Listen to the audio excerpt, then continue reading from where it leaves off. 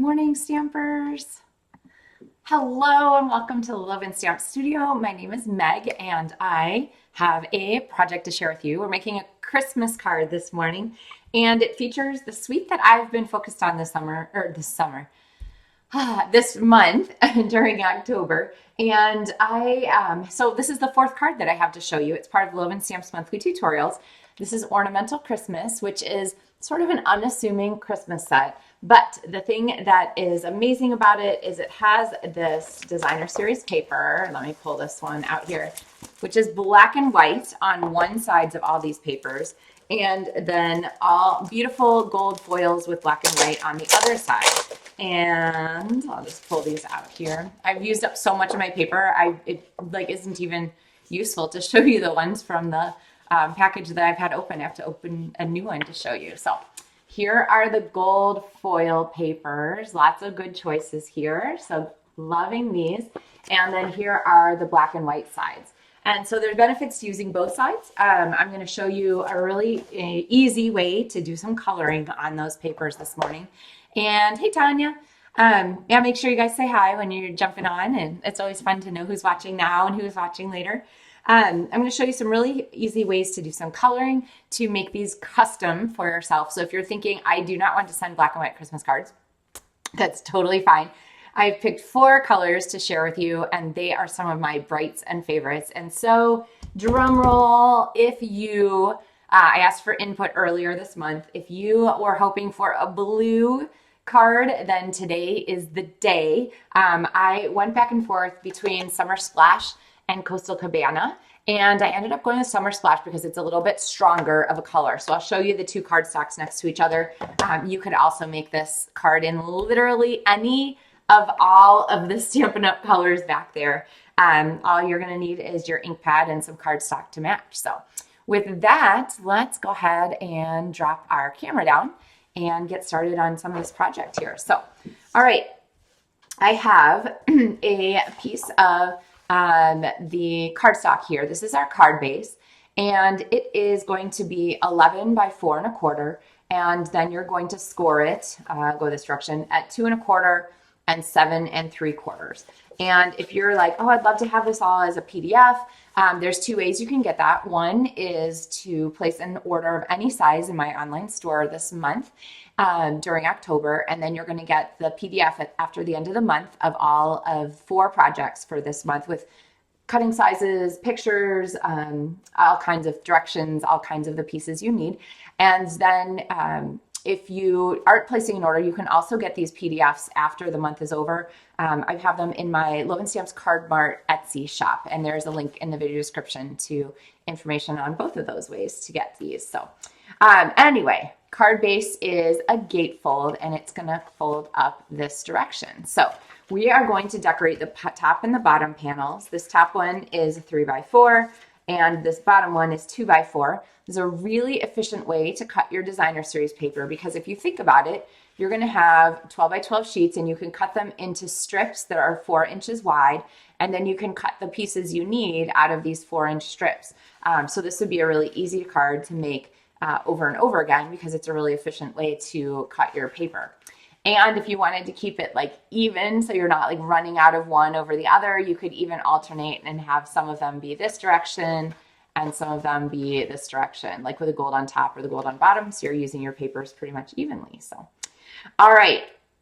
Now I will say, in the interest of paper cutting, I do like to be efficient. If you're going to do that, make sure you use one whole strip and cut it appropriately. Don't mix your 2s and your 3s on a strip, or you're going to end up with like extra waste paper at the end. So you want to keep all of your 3s on one strip and then all of your 2s on the next strip, and then on the next batch, you're going to cut all 2s on this one and all 3s on this one. Are you guys with me? Is this making sense?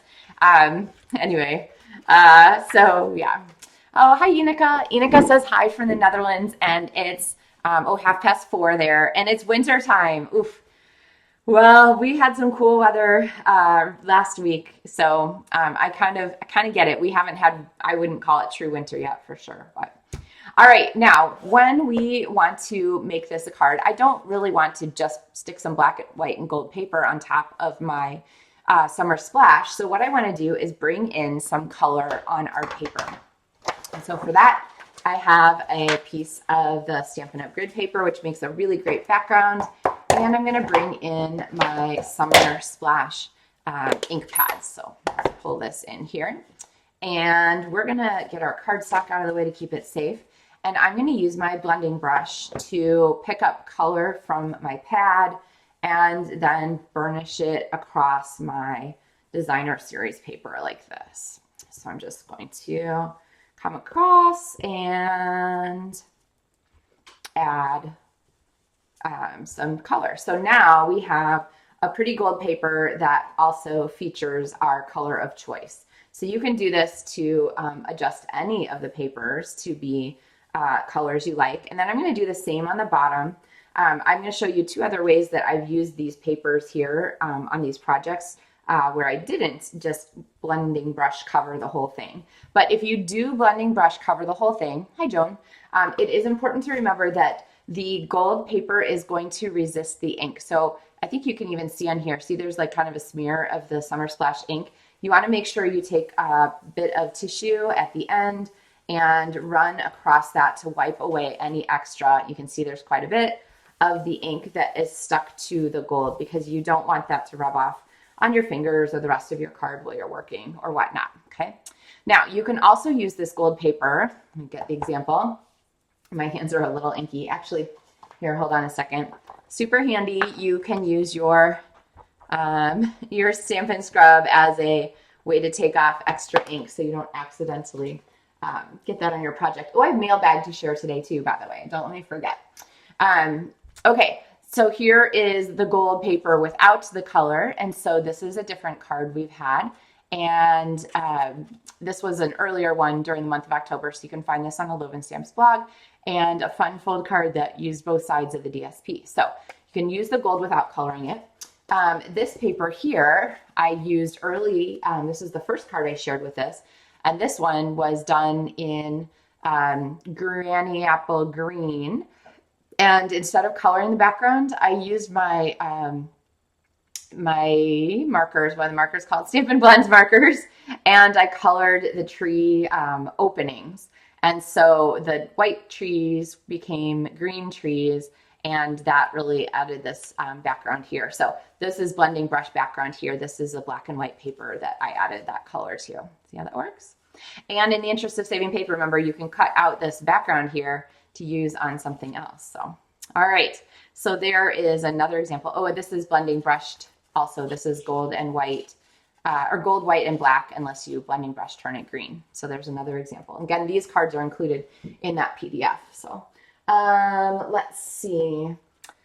Okay, so now I have our pieces here. I'm going to get rid of our scrap paper, and let's start to put this card together a little bit, and then I'm going to show you some ideas for decorating the front.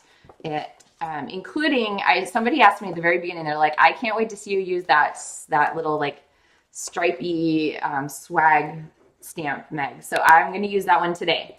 So if you've been waiting for it, don't worry, it's coming. Now today's card is also one of the 2 project kits that you'll get in the mail. So with that, you'll get all the pieces pre-cut for this project.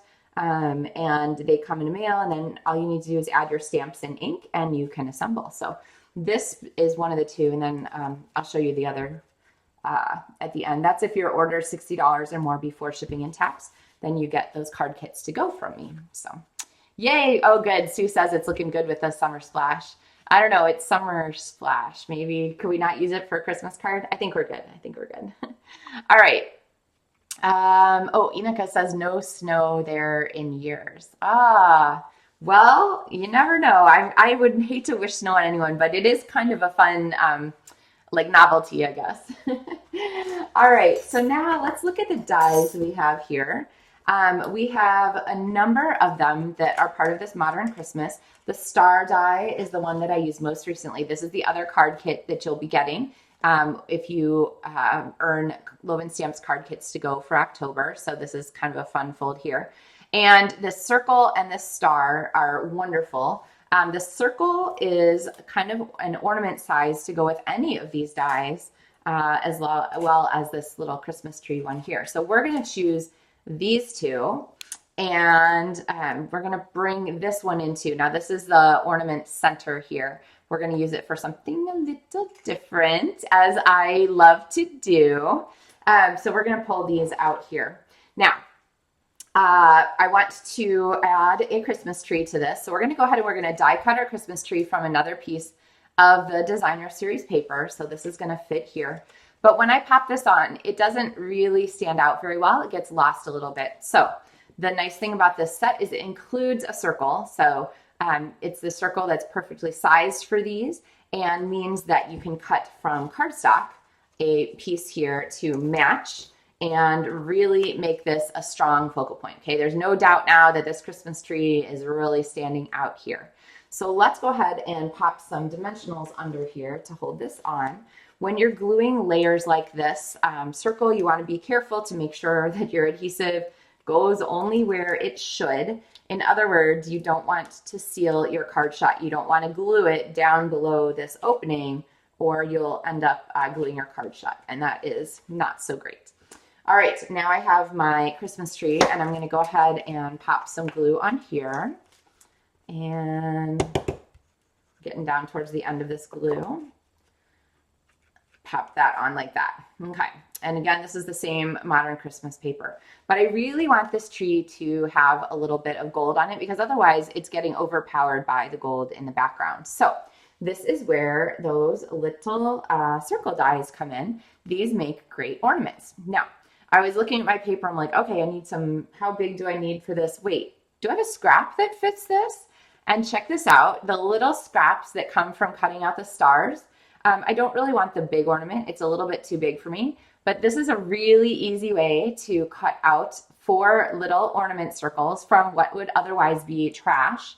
And then these, through the magic of television here, I have all set, and I can pop them onto our Christmas tree as little ornaments. Okay, see how fun those are? I'm a bit of a fan. All right, so now we have those. Now, a lot of times I like to kind of position stuff and then just move it a little away, and then I can just pop a little dot of glue on there. And the easiest way to move those around and pop them back on is with the take your pick tool for sure. So that way, oops, there we go. That way I don't have to try and handle those tiny little bits. All right, there are our ornaments. I'm going to scoot this one up just a little bit. So, okay, why did I scoot that up? Why, Meg? Because when this one and this one were on the same horizontal line, it gives it a little bit too much visual strength, making another horizontal line in there. So I just offset them just a teeny bit to sort of soften that just a little bit. So I don't want to attract too much attention. Okay, we need a greeting on the front of this, and then we have some stamping on the inside and another technique to share.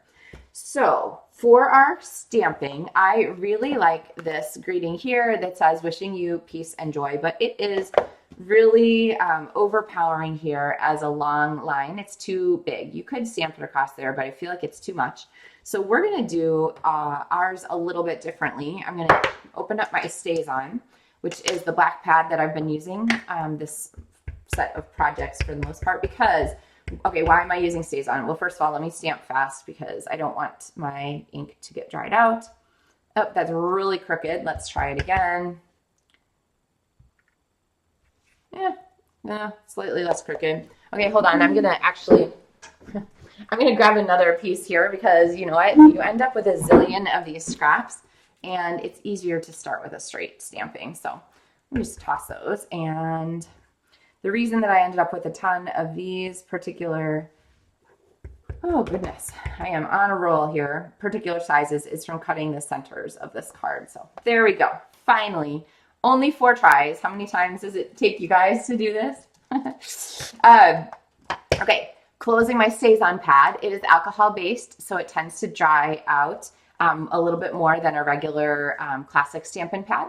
And so it's really important to keep that closed tight as much as possible. All right, I forgot what I was saying about this, except that it's too big to fit across. And so I'm going to go ahead and cut this. Now, it's also, this piece here is a little bit overpowered with its sizing, because what I'm going to do is I'm going to cut this into 2 layers.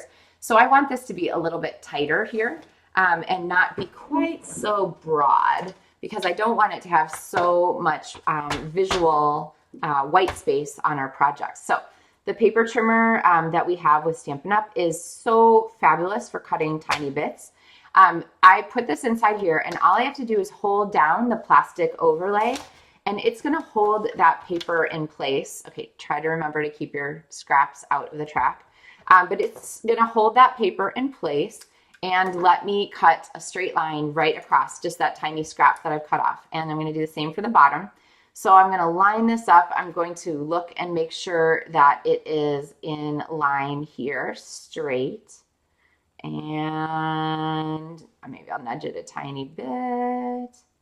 Because when I close down this plastic and hold it, it's just going to lock that in place and I can cut right across there. So now we have a really nice, really straight message that we can trim to add to our card. So let's go ahead. I'm going to cut it in half in the middle, and then I'm going to cut the ends so that it's not so different. I want the ends and the same center to be same margin here and on the outside. Okay, it's kind of like little word magnet art. Magnet word, you know what I'm talking about? Those little fridge magnets where you can make poetry and stuff like that. I get a kick out of those, so I'm sure you could have guessed that. All right, so I'm going to go ahead and place some edge strips. Remember, the dimensionals is all great. Don't use just the hexagons. Save your side strips for when you might need to add them to something like this that's narrow. And I'm going to pop this on here. So now I have peace and joy and wishing you. There we go. I'm going to make them just a little bit cockeyed there just for the fun of it. And then I am going to go ahead and add one more embellishment to the front of this, because one of the great things that's included with this suite is the set of gold and black baker's twine. And I really, really love using these. Let's see, I think this one started already. Here we go. I really love using these. And so I'm going to go ahead and take the gold and white one, and I'm just going to tie a little bow. So to do a little bow on nothing, I'm just going to make my loop and pinch it, and then go around and through the hole, kind of like tying a regular bow, just not tying it around something like, or on a knot like a shoelace or something. Then cinch down those ends so they're nice and tiny and in scale with our project. And then I'm going to attach my bow with a glue dot. And my favorite way to do this is to go ahead and apply the glue dot directly to the ribbon. And then I kind of use my fingernails to squishy up the glue dot so that it's sort of like burrito shaped. And then I can pop that onto my card. So there's the front of our card. More coming here on the inside, okay? So really kind of a fun gatefold here. And then I am going to use our die again here to make ourselves a mask for the inside of our card. So here is a piece of basic white. It is cut to my camera is going weird ways. 4 inches by 5 1/4 inches. And instead of stamping, I could just stamp a tree on the corner. That would be fun too. But I really wanted to sort of use this masking and this softness factor. And so I have just a piece of scrap cardstock. This is a retired color. I have a scrap cardstock, and I have stamped or die cut their tree out of it. And I'm going to go ahead and I'm going to use our Summer Splash here again. I'm going to hold this in place, and I'm going to go ahead and do my brushing here with my, what's this? Oh my goodness. I do not know where my brain is. It is definitely Monday on Maker Mornings with Meg. I know it's Tuesday, but it feels like a Monday to me. These things, blending brushes, geez, to add some background color. And I'm going to resist taking this off to look at it because now I want to go ahead and I want to ink up my stripies here. And we're going to stamp across. Now I want to be pretty deliberate about how I press down on these, because it's going to give us a really kind of perfect edge at the corners, but especially at the top when there's not a lot of open space, if you don't push hard enough, you're not going to get very much stripe across there. So there is our fun brushed Christmas tree for the center of our card. We need a Christmas tree needs a star on the top. So I'm going to go ahead and stamp the star, and that is straight out of Ornamental Christmas. Now for our greeting, I'm going to use this big Merry Christmas greeting, which I love. It's got a festive scriptiness to it, but I want it to stand out really well from our background. So I'm going to go ahead and ink this one in Stays On and stamp here in Stays On for our center. All right, and I love the way the black and the white, again, give us that really, nice contrast, and then it makes that blue, the Coastal Cabana or Summer Splash, stand out really well. Oh, I promised to show you Coastal Cabana. I'm going to grab that here in a second. So let's glue this down, and then I have another card to share with the same layout, and I have a mail bag, so some cards that I received in the mail recently that I think you guys are going to be excited to see. So, all right, so there is our center and our card front. Let me grab the Coastal Cabana. Here is Coastal Cabana. You can see that it is just a little bit lighter, just a little bit less saturated compared to the Summer Splash. And so you could really use either one for these. Summer Splash is one of the in colors that will retire this summer. So this is kind of one of your last chances to get it here for the next 6 months or so. All right, so other cards from this series are the Granny Apple Green version, the Blackberry Bliss version, and the Melon Mambo version. So these are super colorful Christmas cards. I think I had to go the opposite direction from the black and white and gold and just add as much color as I wanted. Okay, now this card here, today's card, I have a different version. This one is a card that I made for the Maker Club that I do with my friend Lindsay Mann from Edmonton. And this card I showed last week actually as an example. And it's the same layout, so it's the same cutting dimensions, but instead I use the Gingerbread Man bundle. The dies for that have some really cool candy on it. And I know I'm not showing you the card yet. The Sign Design bundle, which gives you a chance to make some extra little seasonal elements. And so here's the card here. This is the Traditions of Christmas Designer Series paper, which will be back later, I think next month, end of this month maybe. It's this paper here. But this is the Forever Plaid folder, which I love for all season long. And then these dies here and the stamps are the candy dies from Gingerbread Man. So if you're not making gingerbread cards, you can definitely still make the most of that bundle. So I'm sure you'll see it from me here on Maker Mornings with Meg. And then this is Sign Design. It has this punch here, which I've showed before. And it has that really cool layered look, which is made with 3 different stamps. So Make Your Day and Be Sweet and the little lollipop backgrounds. Those are 3 different stamps as part of this here card. So anyway, that's part of why I buy this, which is a mini product share each month. And the cost is $28 US, and you get a bunch of product, and it's well worth the value. And I actually have a kit left from October. It's basically Traditions of Christmas sampler this month with some vellum, a set of dies, some embellishments, all kinds of good things in it. And then there's a video series where Lindsay and I share card ideas on how to make these. So if you're interested, you can sign up anyone can sign up for November. That will bill on November 3rd. If you're interested in the one remaining October kit, the first person to reach me, that one I can send to you. So let me know. All right, that is for that card. I did have one other suggestion for this one. So it works better on this red version because of the way I did the stamping, but you could accommodate the stamping on the inside.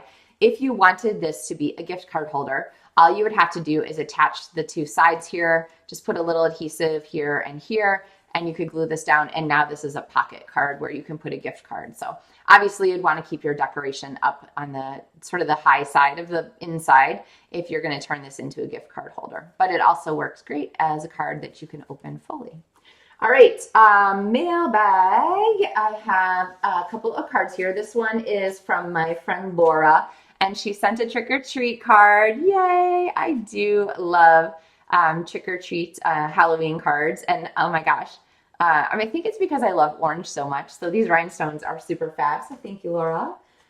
This card is from my friend Rachel and includes one of the fun folds that we've done recently. So a really cool element here. And actually, I think that I showed something like this kind of recently, but with this designer series paper, you can use both sides of the designer series paper. So this is like cut in one piece, and then you can put one piece on the front and one piece on the back. Just think about the direction of your paper when you do that, because one of them is going to end up upside down to the other. Is that right? Yes, you just fold it down and it'd be on there that way. So anyway, a really fun fold and really pretty stamping. So I like that. And then the last one I have is card. It's actually from Pat, my friend Pat. Wait, no, not that one. I think I shared Pat's card. Oh, this is from my friend Penny, and she sent a beautiful thinking of you kind of card as a thank you for something. So really pretty here with these elements. And I do love, some good festive fun flowers and so forth. So thanks, Penny, for that. All right. I think that is us for mailbag. Don't forget that we are still in October, not to November yet. And so if you are interested in signing up to be a Stampin' Up! Demonstrator, this is the month to do it. Best deal on the starter kit I have ever seen in 23. This year will be 24 years of being a demonstrator. It's amazing. Your starter kit is $35 and you get a bonus $90 in free product of your choice. So there's more information about that, a link in the video description, or you can just go to my website, LovenStamps.com, and click on the information about the starter kit and joining my team. So, yay! It was good to see you too, Christina. And Inika said, oh yes, that I did a little video with Lindsay of the Maker Club, my Maker Club friend, over the weekend because they were actually visiting from Edmonton. So that was really fun. All right, I think that is it. We are ending the month of October. So this coming Thursday will be our last Maker Mornings with Meg video during the month of October. So if you have any questions about anything, please let me know. And let's see, don't forget about the starter kit special going on. And then we'll have some new things coming in November, which actually, if you are interested, you can add the new things now to your starter kit order. So we do a lot of fun demonstrator things, and there's a demonstrator event coming in March that as a demonstrator you'll get an invitation to. It is On Stage, which is the big Stampin' Up! Annual convention. It'll be in Long Beach, California this time. So I'm looking forward to getting to see a bunch of stamping friends there. It's always really fun to meet stamping friends who I have not actually met in person before. I've only known online. So that's always a good time. But you do have to be a demonstrator to go to On Stage. So this is a really great time to sign up as a demonstrator and then have a chance to sign up for that when registration opens in November. So. All right, everyone, have a wonderful day. I'll be back on Thursday with another episode of Maker Mornings with Meg. And in the meantime, happy stamping. We'll see you soon.